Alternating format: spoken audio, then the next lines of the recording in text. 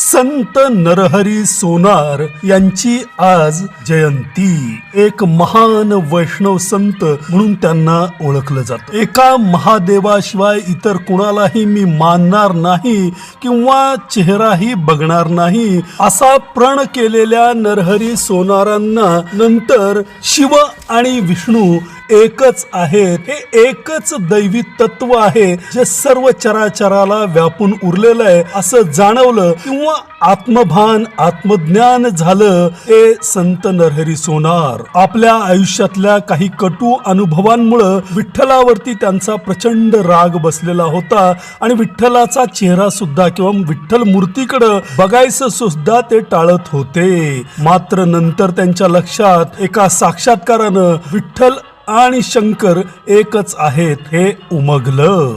देवा तुझा मी सोनार